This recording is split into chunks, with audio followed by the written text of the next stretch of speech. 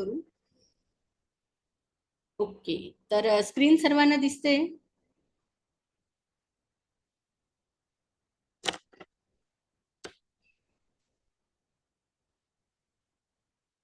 Okay, very good. तर आता आपण आजपासून जो कोर्स आपण शिकणार आहे तो म्हणजे न्यूमरोलॉजी कोर्सेस. लास्ट वीकला म्हणजे मागच्या मंथ मध्ये आम्ही काही ग्रुप मधले अजून काही लोक होते ज्यांनी ज्यांनी आपण म्हणजे लास्ट मंथ मध्ये आम्ही मोबाईल नंबर न्यूमरोलॉजी हा कोर्स केला होता. पण तोच कोर्स मी आता लवकरच परत पुढच्या मंथ मध्ये सुरू करते, कारण बरेचसे लोक मला म्हटले की मॅडम तो पण सुरू करा.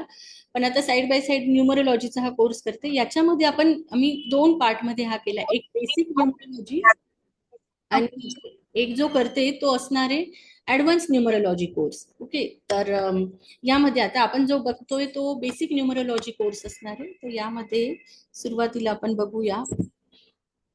स्क्रीन तर सर्वांना दिसते? ओके,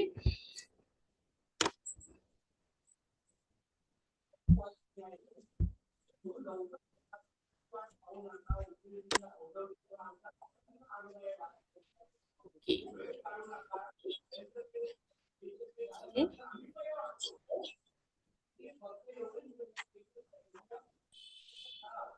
ठीक आहे.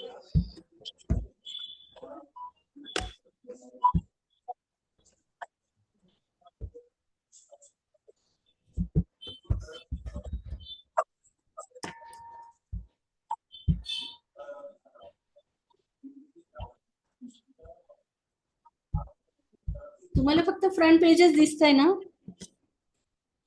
हो. की मी एकदा परत बाहेर येते आणि परत एकदा हे करते, कारण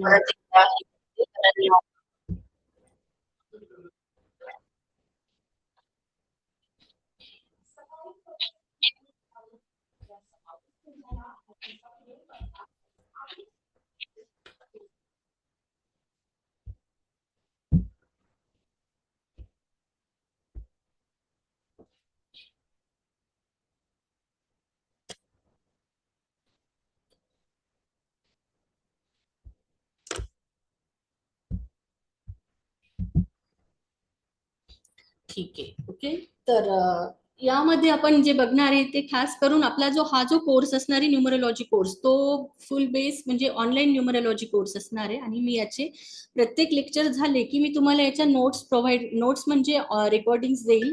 आणि काही नोट्स पण मी तुम्हाला प्रोव्हाइड करेल, ज्याच्यामध्ये खास करून कम्पॅबिलिटी कशी चेक करायची, किंवा ग्रीड म्हणून आपण एक टॉपिक बघणार आहे की लोशो ग्रीड कशी चेक करायची, किंवा लोशो ग्रीडच्या थ्रू नंबर्स कसे ऍड करायचे, कसे बघायचे, याचे काही नोट्स मी तुम्हाला देईल.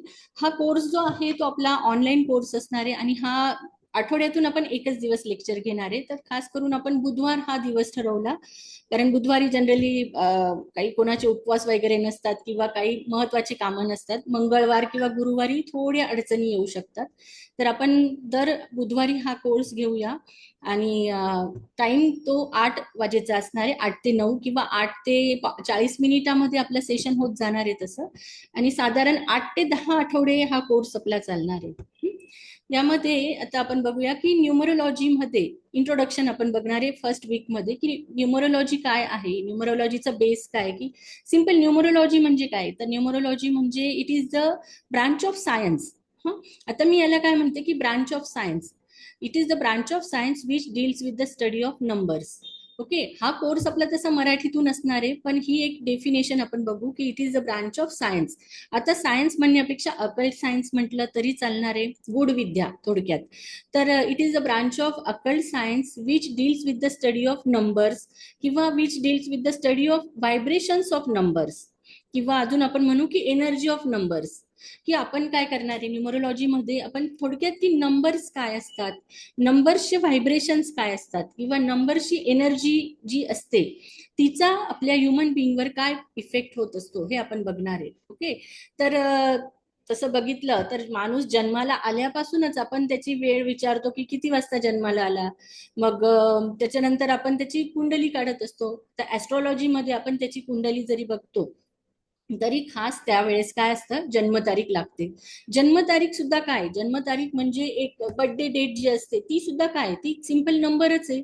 आपण नंबर देऊ, त्या नंबरच्या मुळेच तर आपल्याला ती व्यक्तीची पूर्ण कुंडली समजत असते. हे झालं ऍस्ट्रॉलॉजीमध्ये. सेम असंच आपण न्यूमरोलॉजीमध्ये बघणार आहे. ऍस्ट्रॉलॉजीचा आणि न्यूमरोलॉजीचा जर एक थोडक्यात म्हणजे ज्योतिषशास्त्राचा की दोघांची कंपॅरिझन जर बघितली, तर न्यूमरोलॉजीमध्ये फक्त 9 नंबर्स आपण विचारात घेत असतो, 1 ते 9 नंबर. न्यूमरोलॉजीमध्ये तसं झिरोला स्थान नाहीये, पण आपण तो झिरो कुठे युटिलाइज होणार आहे, झिरो कसा शिफ्ट होतो, झिरोची एनर्जी कशी कन्वर्ट होते, हे तर आपण बघणारच आहे. त्याचप्रमाणे ऍस्ट्रॉलॉजीमध्ये 12 घरं असतात. ओके, कुंडलीमध्ये 12 भाव असतात किंवा 12 ग्रह, 12 घरं असतात. त्याचप्रमाणे न्यूमरोलॉजीमध्ये फक्त 9 घरांचा आपण विचार करू किंवा 9 नंबर्सचा विचार करत असतो. ओके, त्यामध्ये आता हिस्ट्री आणि इम्पॉर्टन्स बघायचे की हिस्ट्री, नंबरची हिस्ट्री काय, कोणी सांगेल नंबरची हिस्ट्री काय, किंवा नंबर्स कसे तयार झाले, किंवा नंबर्स कसे आले, किंवा नंबर्सला किती जुना इतिहास आहे.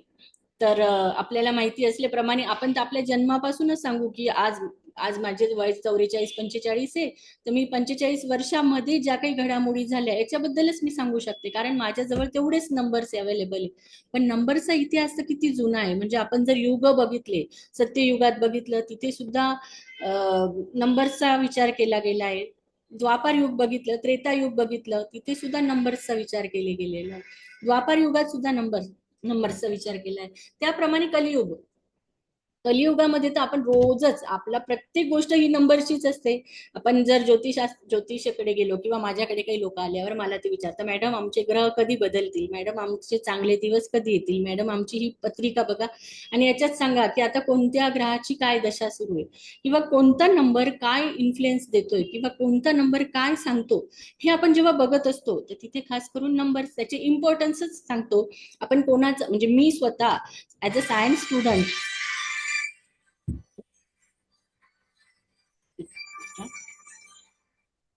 मी ऍज अ सायन्स स्टुडंट मी काय सांगणार आहे की मी फक्त नंबर्स काय हे सांगते, नंबर बद्दलचे प्रेडिक्शन्स काय ते मी तुम्हाला सांगणार आहे, पण तुम्हाला कोणी तुमचं भविष्य सांगू शकत नाही. ते फक्त तुम्हाला एक प्रेडिक्शन्स देतील. ओके, त्याचं इम्पॉर्टन्स सांगतील, येणारे संभाव्य आपण म्हणतो ना भाकितं, ते आपण देऊ शकतो. तर याचा आपण डिटेलमध्ये अभ्यास करणार आहे. त्यानंतर टाइप्स ऑफ न्यूमरोलॉजी.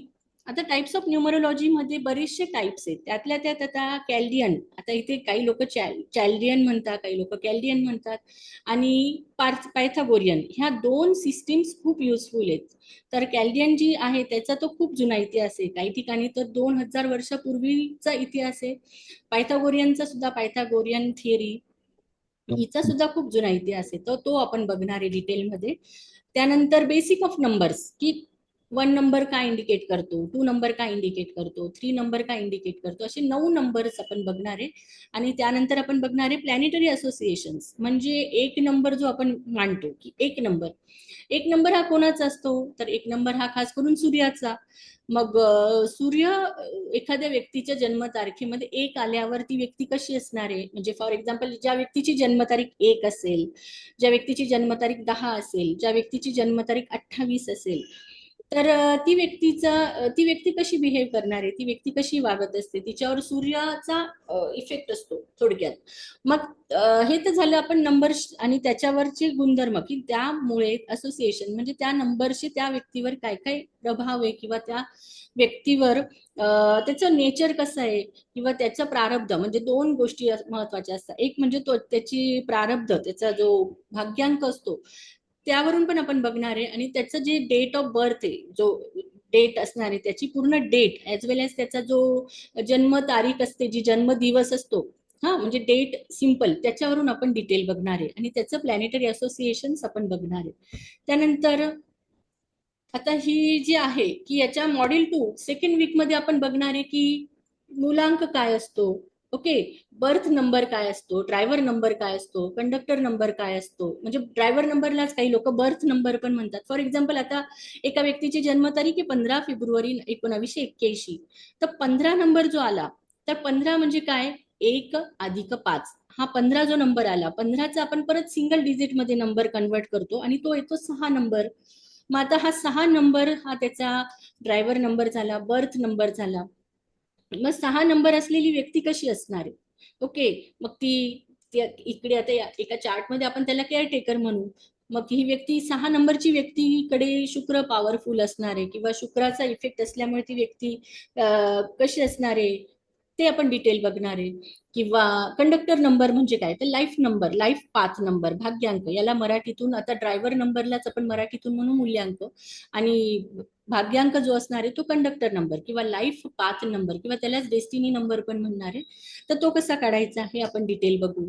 त्यानंतर मिनिंग अँड पर्सनॅलिटी ट्रेट्स, म्हणजे त्या नंबरमुळे ती व्यक्ती कशी वागते, कशी असते, किंवा त्या नंबरचा त्याचे गुणधर्म काय, त्याचे वैशिष्ट्य काय, किंवा त्या नंबरमुळे त्याचे मिनिंग, थोडक्यात हे आपण सेकंड वीक मध्ये बघू.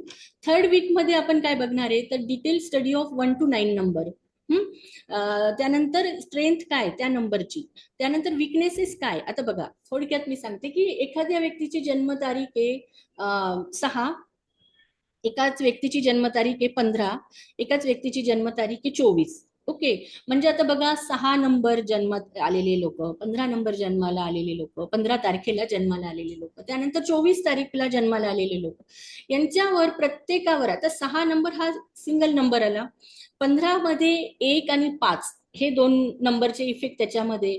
मग 1 सूर्याचा, 5 बुधाचा. 24 नंबर आलेल्या व्यक्तीवर 2 म्हणजे चंद्र आणि 4 म्हणजे राहू.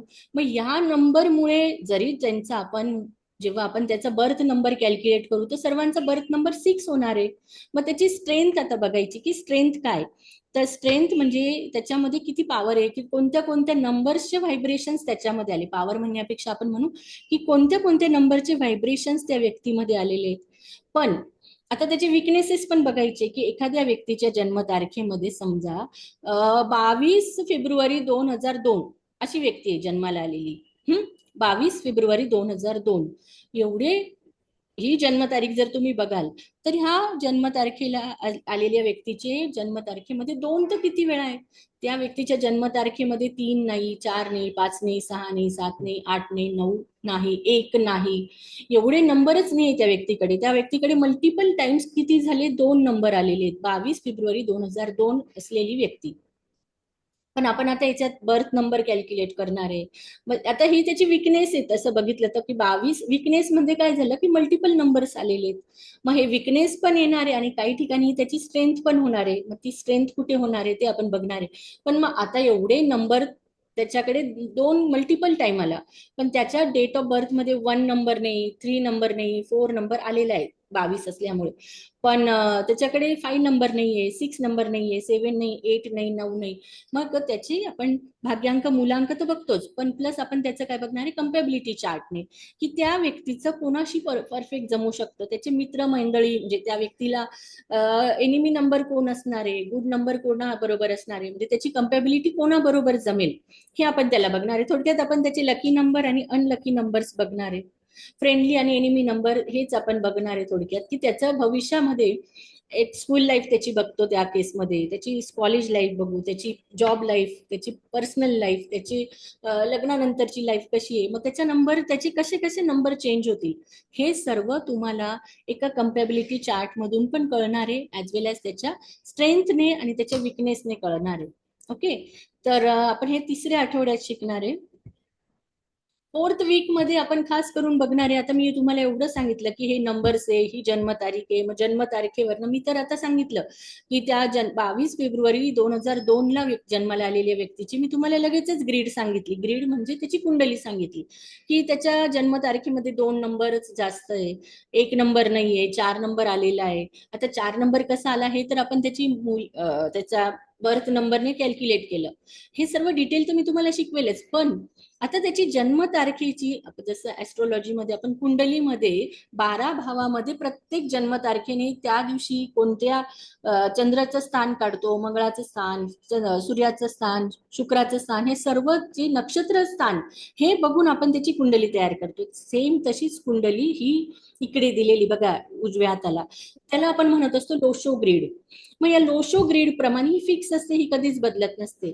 मग या लोशो ग्रीड मध्ये आपण त्या व्यक्तीची जन्मतारीख टाकत असतो आणि मग त्याच्या जन्मतारखेमध्ये मल्टिपल नंबर कोण आले आणि विकनेसेस म्हणजे मिसिंग नंबर कुठे झाले, मल्टिपल नंबर्स कुठे आले, किंवा त्याला कुठले कुठले प्लेन आहे त्याच्या आयुष्यामध्ये, म्हणजे हे 3 हॉरिझॉन्टल प्लेन ऍज वेल एज व्हर्टिकल प्लेन, हे आपण सर्व डिटेल आपण बघणार आहे 4th वीक मध्ये.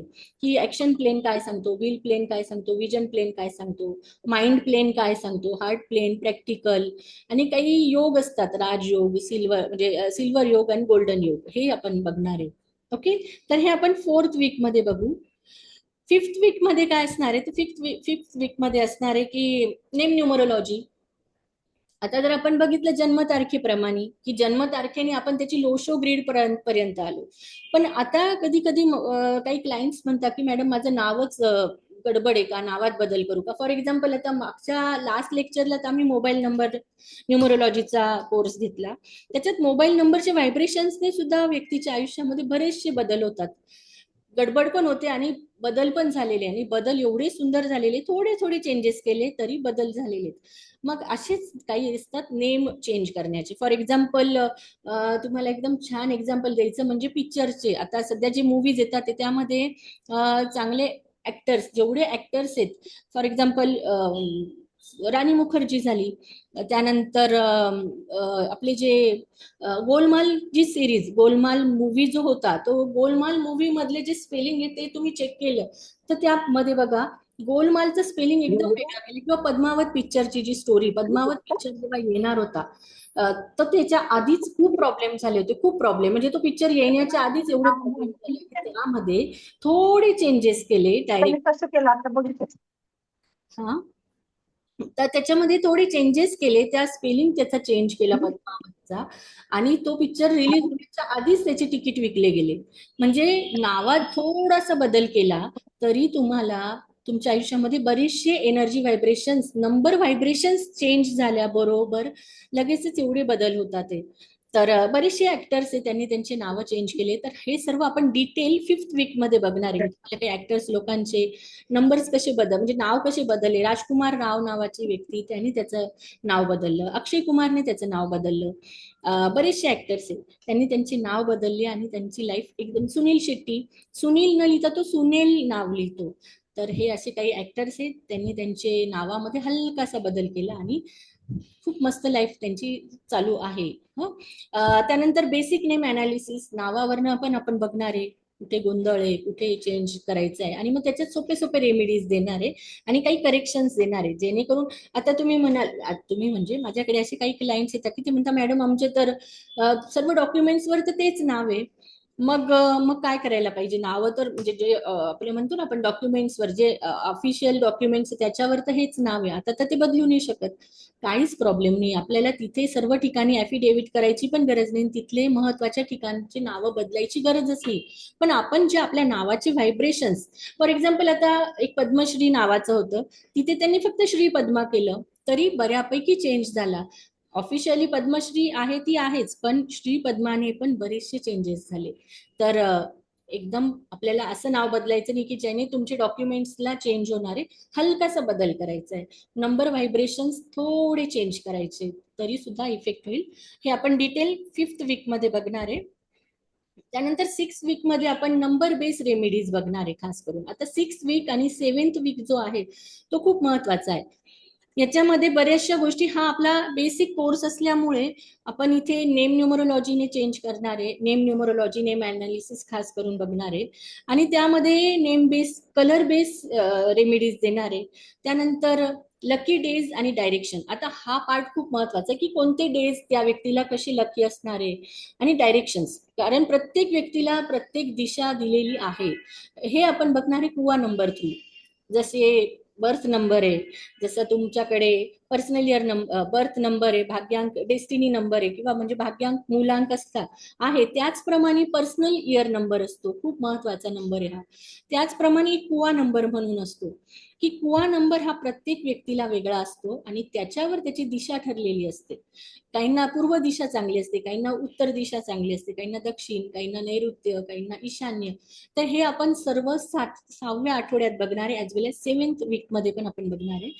आणि त्याच बरोबरीने आता बरेचशे लोकांना रेमिडीज तर आपण देणारे, मंत्र सांगणारे की हे मंत्र तुम्ही फॉलो करा, किंवा या देवाची सेवा करा, किंवा तुमच्या छोटे छोटे रेमेडीज असणारे, colour therapy, green colour for example, ज्याला सेंटर अर्थ एलिमेंट सेंटर जर त्याचा मिसिंग असणार आहे तर त्याला मी ग्रीन कलरची थेरपी रेमेडीज देत असते. काहींना रेड कलरची रेमेडीज असते, काहींना व्हाईट कलरची रेमेडीज, म्हणजे कलर थेरपी. ॲज वेल एज आता सर्वात महत्वाचा पार्ट असतो की जेमस्टोन, की कोणते जेमस्टोन कोणत्या व्यक्तीने वापरायचे. आता काहींना पुष्कराज सांगितलेला आहे, काहींना पवळा सांगितलेला असतो, पण काही लोक माझ्याकडे येऊन सांगतात की मॅडम पवळा घातला की आम्ही जास्त चिडचिड करायला लागलो, किंवा नीलम लोक वापरायला घाबरतात की नाही नाही, नीलम म्हणजे शनिदेवाचा साडेसातीसाठी असतो, मग तो वापरायचा की नाही वापरायचा. पण याच्यावर तर मी सायन्स स्टुडंट असल्यामुळे मी तुम्हाला हेच सांगेल की प्रत्येक स्टोनची, जशी प्रत्येक नंबरची एनर्जी असते, प्रत्येक नंबर्स आपल्याला काहीतरी व्हायब्रेशन्स देत असतात, त्याचप्रमाणे जेमस्टोन सुद्धा काहीतरी व्हायब्रेशन्स देत असतात. जेमस्टोन सुद्धा आपल्या जन्माच्या कितीतरी आधीपासून जेमस्टोन तयार झालेले, कितीतरी म्हणजे आपल्या हजार लाखो वर्षापासून ते जेमस्टोन तयार झाले, मग त्यांचे व्हायब्रेशन तर किती स्ट्रॉंग असतील. त्याचा इफेक्ट आपल्यावर होत असतो, पण वाईट हा कधीच होत नसतो. हे लोकांचा अंधविश्वास म्हणा, किंवा त्यांच्या मनात एक भीती आहे की नीलम घातल्याने काहीतरी प्रॉब्लेम होतो, पण असं काहीच नसतं. नीलमची ब्युटी एवढी सुंदर आहे, जेव्हा तुम्ही नीलम स्टोन बघाल तर तो बघितल्यावरच, नीलमच्या उपरत्न अमेथिस्ट असतात, तर हे आपण सर्व डिटेल जेमस्टोन जेव्हा आपण बघू त्याच्यामध्ये, तर माझे 2 लेक्चर मध्ये एक लेक्चर आपल्या जेमस्टोन वर असणार आहे. तर फक्त जेमस्टोन म्हणजे नवग्रहच नाही, नवरत्नच नाही, तर आपण त्याचबरोबरीने सेमी प्रिशियस स्टोन्स पण बघणार आहे. तर हा खूप महत्वाचा लेक्चर असेल. याचे खास मी पुण्याला जाऊन 4 दिवसाचं जेमस्टोन अप्रायझल कोर्स कंडक्ट करत असते, तर त्यातला एक पार्ट तुम्हाला इथे शिकायला मिळेल आणि तो नक्कीच चांगला असणार आहे. तर आपण तो 7व्या आठवड्यात बघणार आहे. तर हे सेम आहे, name base remedies, colour therapy, lucky days and direction, आणि बेसिक जेमस्टोन सजेशन्स, की कोणत्या व्यक्तीला कोणता जेमस्टोन वापरायचा. मग त्याप्रमाणे ओके. नंतर आपण बघणारे 8व्या आठवड्यामध्ये प्रॅक्टिकल एक्झाम्पल्स, प्रॅक्टिस एक्झाम्पल, केस स्टडीज आपण बघणार आहे, डाऊट सॉल्विंग बघणार आहे, आणि फायनल असेसमेंट, आणि मग सर्टिफिकेट डिस्ट्रीब्युशन असणार आहे. मग यामध्ये आपण प्रत्येकाचे केस स्टडीज घेणार आहे. आता फॉर एक्झाम्पल ट्विन्स असले तर एकदम बेस्ट एक्झाम्पल असेल ट्विन्सचं घेऊ, की ट्विन्स नसलेल्या व्यक्तीचं काय. ट्विन्स असलेली व्यक्तीची आई वडील सेम आहे, त्यांचं कुटुंब सेम आहे, त्यांचं रक्त सेम असणार आहे, त्यांचे म्हणजे त्या दोघं, ते जे ट्विन्स जेव्हा जन्माला येतात तेव्हा त्यांचे आई वडील एकाच रक्तापासून तयार झाले, एकाच आई वडिलांपासून तयार झालेले, एक जेव्हा ते पृथ्वीवर येतात तेव्हा, जन्माला आल्यानंतर मला बरेचसे लोक येऊन सांगतात की मॅडम यांच्या स्वभाव, जरी जुळे भाऊ बहीण आहे तरी यांच्या स्वभावात एवढा प्रचंड फरक आहे. एक खूप शांत आहे, खूप आगाऊपणा करते, एक उंच आहे, एक हाईटला कमी आहे, किंवा मुलगा भाऊ बहीण असेल तर त्यांच्यामध्ये 10 मिनिटात माझी हे संपणार आहे, पण ठीक आहे आपण बघू. तर त्यांच्यामध्ये इतका बदल असतो. तर एवढा बदल, किंवा ट्विन्स मध्ये एक भाऊ खूप शांत, एक भाऊ खूपच चंचल असतो, किंवा एक भाऊ खूप हुशार असतो, एकाला स्पोर्ट्स मध्ये आवड आहे, एकाला अभ्यासात आवड असते. मग आता हे सर्व सेम आहे तरी यांच्यामध्ये एवढा बदल का. तर यांच्यामध्ये हा जो बदल आहे, हा जर आपण एकदम प्रॉपर ऑब्झर्वेशन केलं, एकदम डिटेल नंबर्स मध्ये, जन्मतारीख पण सेम आहे त्यांच्यात, त्यांचं नक्षत्र सेम आहे, जर ऍस्ट्रॉलॉजीने बघितलं तर जन्मतारीख सेम आहे, नक्षत्र सेम आहे, राशी सेम आहे, तरी एवढा बदल का. तर आपण त्याचा डिटेल अभ्यास करताना हे आपल्या प्रॅक्टिस एक्झाम्पल असणारे, केस स्टडीज असणारे, की एवढा फरक कुठे होत असतो.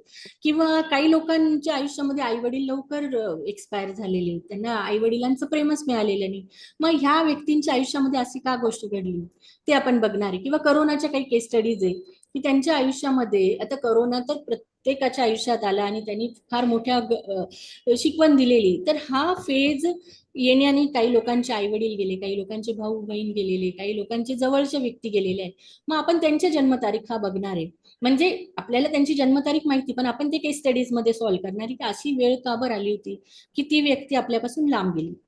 आणि आपण काही वेल नोन लोकांच्या पण जन्मतारखा घेऊ, फॉर एक्झाम्पल आशा भोसले, आत्ताची परवाची, किंवा आपण अजून छान छान केस स्टडीज घेऊ.